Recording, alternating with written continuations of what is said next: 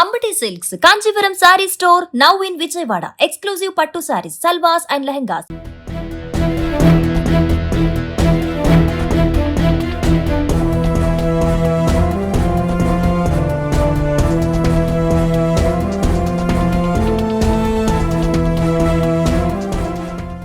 గాజువాకలో తీవ్ర సంచలనం రేకెత్తించిన మౌనిక మర్డర్ మిస్టరీకి సంబంధించి Gajuwaka south sub division ACP Srinivas గారు ఇప్పుడే మీడియాకి బ్రీఫ్ ఇవ్వడం జరిగింది.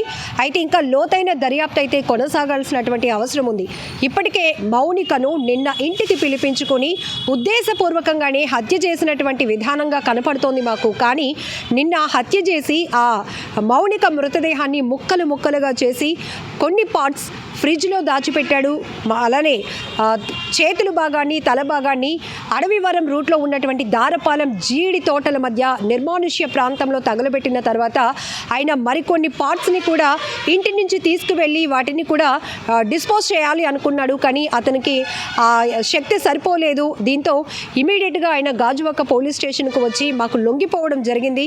ఆ తర్వాత మా విచారణలో ఆయన చెప్పినటువంటి రవీంద్ర చెప్పినటువంటి విషయాలను ఆధారంగానే చేసుకొని ఇప్పుడు మీడియాకి బ్రీఫ్ ఇస్తున్నామంటూ కూడా ఏసీపీ చెప్పడం జరిగింది. కేవలం మౌనిక తన నుంచి అనేక రకాలుగా డబ్బుల కోసమే వేధింపులు చేస్తోంది. ఇప్పటికే తనకి చాలా ఇచ్చున్నాను, ఇంకా డబ్బులు కావాలని వేధిస్తూ ఉండటం వల్లే నిన్న ఇంటికి వచ్చిన తర్వాత మౌనికకి తనకి మధ్య ఘర్షణ జరిగింది అంటూ నేవీ ఉద్యోగి రవీంద్ర చెప్పుకొచ్చాడు. ఆ తర్వాత ఆమె ఆ ఘర్షణ నేపథ్యంలోనే మౌనిక యొక్క నోటిని ముక్కుని గట్టిగా నొక్కేసి ఊపిరి ఆడకుండా చేసి హత్య చేసిన తర్వాత ఆ బాడీని డిస్పోజ్ చేసే ప్లాన్లో భాగంగానే ఒక యాప్ ద్వారా అతను ఒక చాక్ని అలానే ఆమెను హత్య చేసిన తర్వాత మృతదేహాన్ని ముక్కలు ముక్కలుగా చేసిన తర్వాత అక్కడ ఎటువంటి ఆధారాలు లేకుండా పూర్తిగా క్లీన్ చేయడానికి ప్యాకింగ్ చేయడానికి కావాల్సినటువంటి కవర్స్ని కానీ ఫినాయిల్ లాంటి లిక్విడ్స్ని కానీ ఒక యాప్ ద్వారానే ఆయన కొనుగోలు చేసుకొని ఆ తర్వాత బాడీ పార్ట్స్ని పూర్తిగా ముక్కలు చేశాడు. తల భాగాన్ని చేతుల భాగాన్ని దారపాలెంలో తగలబెడితే ఈ మొండాన్ని ఫ్రిడ్జ్లో దాచిపెట్టాడు. ఇక్కడి నుంచి ఈ కింద పాట్ని ట్రాలీలో పెట్టున్నాడు.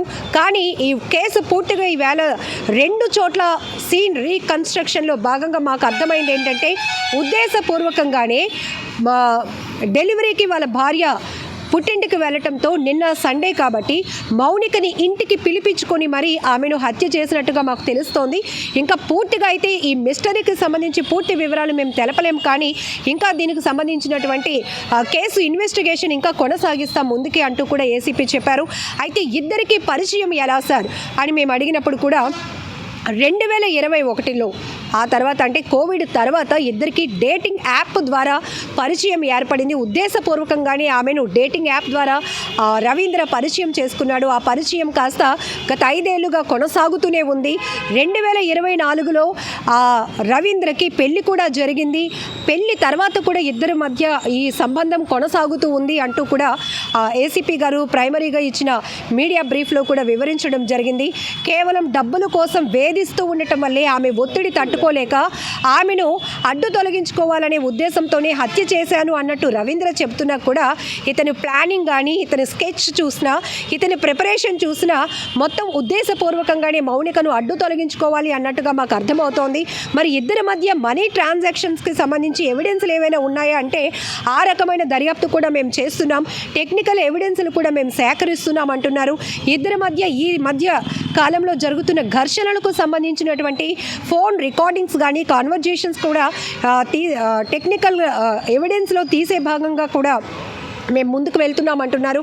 సో ప్రస్తుతానికి మాత్రం ఈ డేటింగ్ యాప్ వల్ల కొనసాగిన ఈ 5 ఏళ్ల పరిచయం కాస్త విషాద కథగా ముగిసిపోయింది. ఒక తల్లి తన కూతుర్ని కోల్పోయారు. ఒక వ్యక్తి చేసిన తప్పుడు నిర్ణయం వల్ల అతి అరాచకమైన క్రూరత్వమైనటువంటి వ్యవహారం వల్ల ఆ కుటుంబం సొసైటీలో ఇప్పుడు తలదించుకునే పరిస్థితికి వచ్చింది. ఇక్కడ మనం రవీంద్ర ఎవరైతే మౌనికను పరిచయం చేసుకొని ప్రేమగా కొనసాగిస్తూ వివాహం తర్వాత కూడా రిలేషన్ కొనసాగిస్తున్నటువంటి రవీంద్ర భార్య గురించి చెప్పాలంటే అమాయకురాలు. పాపం ఆమెకు మాత్రం ఏమీ ఈ విషయాల గురించి తెలియదు. ఆమె గర్భవతి, పురుడు కోసం అంటే డెలివరీ కోసం పుట్టింటికి వెళ్ళుంది. పాప కూడా పుట్టిందంట. ఇద్దరిని చాలా బాధ్యతగా చూసుకోవాల్సినటువంటి రవీంద్ర బరి తెగించాడు.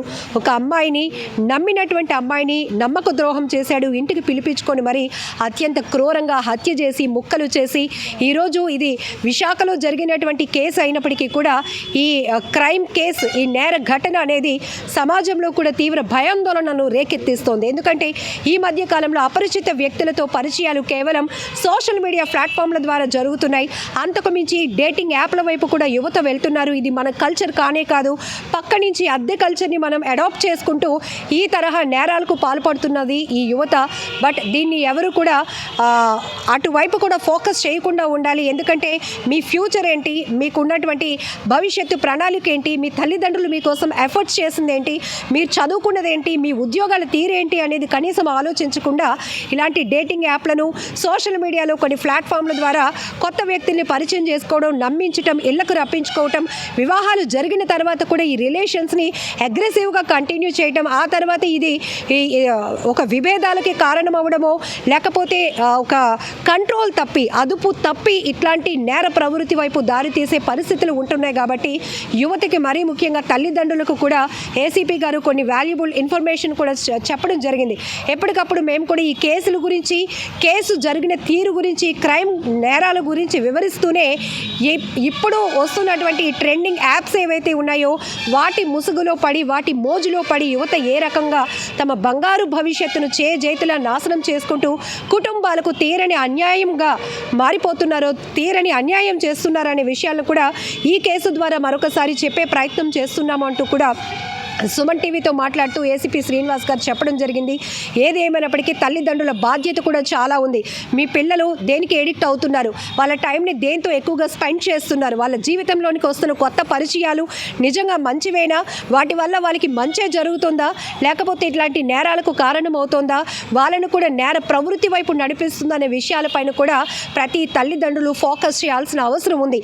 ఇలాంటి ఘటనలు జరిగినప్పుడు అయ్యో విశాఖలో ఏదో దారుణం జరిగిందట, ఒక అమ్మాయిని చంపేసి ముక్కలు చేసేసాడంటే నేవీ ఉద్యోగి అనే డిస్కషన్తో పాటు ఇలాంటి ఘటనలు మళ్ళీ పునరావృతం కాకుండా ఉండాలి అన్నా కూడా యువతని చాలా జాగ్రత్తగా కనిపెట్టుకొని ఉండాలన్నా కూడా ప్రతి తల్లిదండ్రుల బాధ్యత కూడా ఉందంటూ కూడా ఏసీపీ గారు చెప్పడం జరిగింది. బట్ ఈ కేసు మిస్టరీ అయితే ఇప్పటికీ వీడలేదు. కేవలం తమ విచారణలో నిందితుడు ఎవరైతే ఉన్నారో రవీంద్ర, నేవీలో టెక్నీషియన్గా పనిచేస్తున్నటువంటి రవీంద్ర డేటింగ్ యాప్ ద్వారా మౌనికతో పరిచయం ఎలా ఏర్పాటు చేసుకున్నాడు, ఇద్దరి మధ్య తగాదాలకి కారణం ఏంటి, నిన్న ఇంటికి పిలిపించుకొని ఈ అమ్మాయికి వయసు కూడా 31 ఏళ్ళు, అలానే రవీంద్ర వయసు కూడా 31 ఏళ్ళే అని పోలీసులు ఇచ్చినటువంటి ఇన్ఫర్మేషన్లో చెప్పడం జరుగుతోంది. సో తాటిచెట్లపాలెంకు చెందినటువంటి మౌనికకు, అలానే గాజువాక ఎల్వి నగర్లో ఉన్నటువంటి కీర్తి ఎన్క్లేవ్ 1లో 102లో ఉంటున్నటువంటి రవీంద్రకు పెళ్ళైన తర్వాత కూడా ఇద్దరు ఈ రిలేషన్ని కంటిన్యూ చేయటమే ఈ దారుణానికి కారణంగా కూడా మనకైతే అర్థమవుతోంది. బట్ ఇద్దరి మధ్య కాన్వర్జేషన్స్ ఎంతవరకు వెళ్ళాయి, ఇందులో ఎవరు తప్పొప్పులు ఏంటి, ఎందుకు ఇంత అగ్రెసివ్గా అతను ఒక అమ్మాయిని ఊపిరాడకుండా తన ప్రాణాలు తీసేసిన తర్వాత కూడా ఈ నేరాన్ని కప్పిపుచ్చుకోవాలనో, దీని నుంచి స్కిప్ అవ్వాలనో, పూర్తిగా దీని ఈ ఆధారాలను డిస్పోజ్ చేయాలని కారణాలతో వేరే ప్రాంతాలను వెతుక్కొని ఒక పథకం ప్రకారం అక్కడికి తీసుకువెళ్ళి ఒక చోట తలను తగలబెట్టేసి మరొక చోట ఫ్రిడ్జ్లో బాడీ ముక్కలను ఒక ప్యాకింగ్ చేసి అక్కడ ఉంచడంతో పాటు మార్ట్ ద్వారా, యాప్ ద్వారా కొనుగోలు చేసినటువంటి వస్తువులను ఉపయోగించి ఆ లిక్విడ్స్ ద్వారా మొత్తం ఇంటిని క్లీన్ చేసేసి అసలు ఎవరికి ఎలాంటి సమాచారం లేకుండా చేశాడు. బట్ అతని కెపాసిటీ సరిపోక మాత్రమే పోలీసుల దగ్గరకు వచ్చి ఇలా తను చేసిన నేరం గురించి ఒప్పుకున్నాడు అనేది ప్రస్తుతానికి ఏసీపీ గారు ఈ కేసుకు సంబంధించి ఇచ్చినటువంటి డీటెయిల్స్. ఇంకా ఫర్దర్ ఇన్వెస్టిగేషన్ కూడా ముందుకు కొనసాగుతుంది. టెక్నికల్ ఎవిడెన్స్ కూడా ఇందులో కీలకం కాబోతుంది అంటూ కూడా ఏసీపీ గారు చెప్పడం జరిగింది.